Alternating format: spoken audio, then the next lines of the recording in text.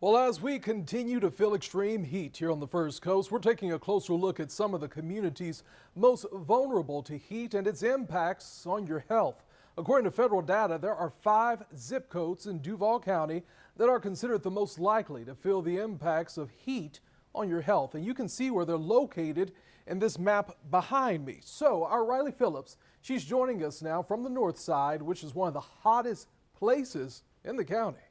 According to the new Heat and Health Index just launched by the U.S. Department of Health and Human Services, the most vulnerable areas of Duval County are the north and west sides. People living here are most likely to feel the impacts of heat on their health, but one organization is looking to change that. Stanley Newsom has lived on the north side for 30 years. He's had to make changes to his home over the years to keep it cool, like installing better windows and insulation. He says the most helpful change was this tree. The sun comes from one end of the road to the other end, come directly across the house. By me having trees, I don't have like a really high utility bill. That helps a lot. But a lack of tree canopy is part of the reason his north side neighborhood is one of the most vulnerable in extreme heat. The Heat and Health Index shows 5 zip codes in Duval County ranking highest for heat vulnerability. This means people here are more likely to feel the impacts of heat on their health. Heat is actually the #1 weather-related cause of death. Adam Rosenblatt is a professor at the University of North Florida and was part of an urban heat study with the city of Jacksonville mapping heat across the city. He says studying the impacts of heat on health is important to the overall well-being of a community.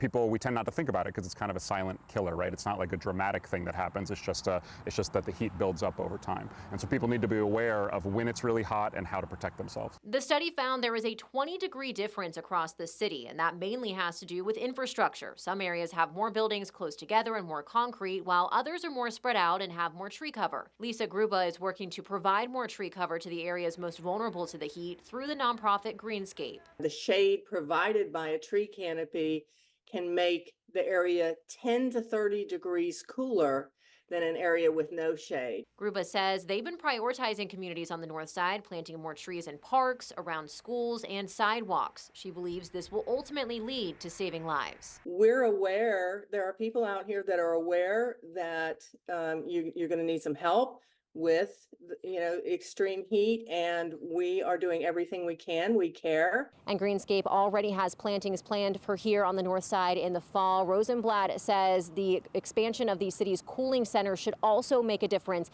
in the heat vulnerability of these communities. On the north side, Riley Phillips, First Coast News, on your side. And speaking of the heat today, City Rescue Mission announced it's opening a cooling center due to the hot temperatures. So anyone who needs a place to go to cool off can go to the organization's New Life Inn that's located on West State Street in Jacksonville. You'll also get a hot meal, access to showers, and clean clothes. The cooling center will open at 11 a.m. any other days that the temperature is 95 degrees or hotter. And we have a full list of the city of Jacksonville's cooling centers right now on our website. We'll send you the list. Just text the phrase cooling centers to 904-633-2402.